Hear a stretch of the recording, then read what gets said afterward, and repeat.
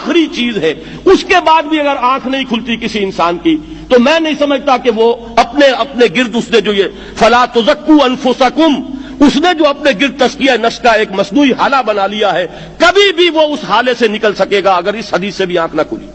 اور وہ حدیث کیا ہے؟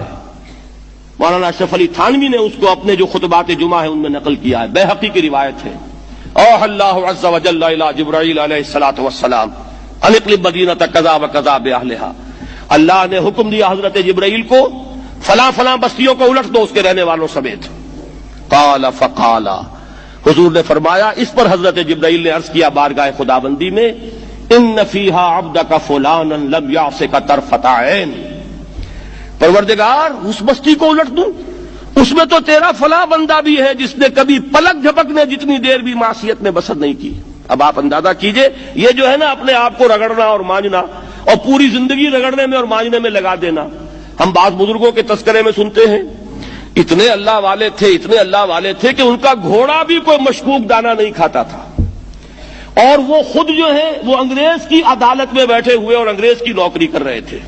یہ ہے وہ میکروسکوپک اور مائکروسکوپک کا عدم توازن، طاغوت کی چاکری کر رہے ہیں، انگریز کی ملازمت کر رہے ہیں، انگریز کے قانون کی تنفیذ کے اندر اعلی کار بن رہے ہیں، لیکن ذاتی تقوی اور ذاتی نیکی اور ذاتی للہیت جو ہے اس کا معیار یہ ہے کہ ان کا گھوڑا بھی مشکوک چارہ اور مشکوک کھانا نہیں کھا سکتا۔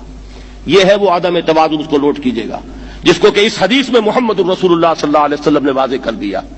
کہ حضرت جبرائیل عرض کرتے ہیں کہ اللہ فلاں بستی کو الٹ دوں،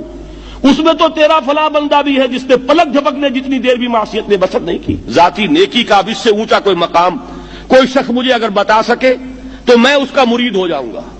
اس سے اونچا کوئی مقام ہوگا کہ آنکھ جھپکنے جتنی دیر بھی کسی نے معصیت میں بسر نہیں کی، ذاتی نیکی کی معراج۔ لیکن حکم کیا ہوا بارگاہ خداوندی سے؟ قال فقال، حضور نے فرمایا، اللہ تعالیٰ نے حکم لیا جبرائیل کو، اقلب علیہ وعلیہ، الٹو اس بستی کو، پہلے اس بدبخت پر پھر دوسروں پر۔ کیوں؟ فإن وجهه لم يتمعر في ساعة قط، اس لیے کہ اس کا چہرہ کبھی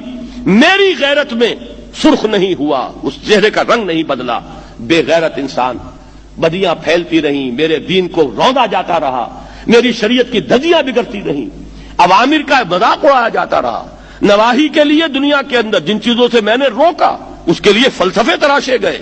اور یہ لگا رہا مست رکھو ذکر و فکر صبح گاہی میں اسے، یہ سوائے ذاتی اپنے اس اصلاح کے اور ذاتی تقوی کے اور ذاتی نیکی کے اور ذاتی عبادت گزاری کے یہ میدان میں نہیں آیا، اس کا خون نہیں کھولا کبھی، اس کے چہرے کا رنگ متغیر نہیں ہوا، لہذا یہ دوہرا مجرم ہے۔ یہ ہے وہ تصور جو یہاں پر نوٹ کیجئے۔ ہاں، اس کے یہ معنی بھی نہیں ہے کہ نماز بھی نہیں پڑھ رہے، روزہ بھی نہیں رکھ رہے، اقامت دین کے کارکن ہیں، فرض نماز آ گئی ہے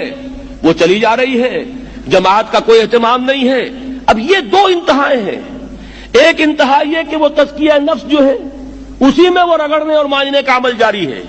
ایک یہ کہ اس کا سرے سے کوئی تعلق ہی نہیں، اپنی ذات سے بحث ہی نہیں۔ وہ کیفیت وہ ہو گئی ہے جو یہود کی آئی ہے قرآن مجید میں کہ تامرون الناس بالبر وتنسون انفسکم وانتم تتلون الکتاب، کیا تم لوگوں کو نیکی کا حکم دیتے اور اپنے آپ کو بھول جاتے ہو؟ یہ دوسری انتہا ہے۔ پھر وہی بات عرض کروں گا، وہی بال سے زیادہ باریک اور تلوار کی دھار سے زیادہ تیز راستہ ہے جس پہ چلنا ہوگا کہ نہ یہ ہو کہ وہ مبالغہ ہو رہا ہو، اپنی ذاتی اصلاح میں تو مبالغہ کی حد تک آگے جا رہے ہیں، اور دوسرے یہ کہ اپنے دین کی تبلیغ و اشاعت، اقامت دین کی جد و جہد، اس کا کھانا ہی نہیں کھولا زندگی میں، وہ کھاتا ہی نہیں کھلا ہے۔ یہ ایک انتہا ہے۔ دوسری انتہا یہ ہے کہ انسان یہ سمجھے اپنے آپ کو کہ میں تو مجاہد فی سبیل اللہ اور دین کا کارکن اور دین کا میں اللہ کے دین کو قائم کرنے کی جد و جہد کرنے والا ہوں، جبکہ حال یہ ہو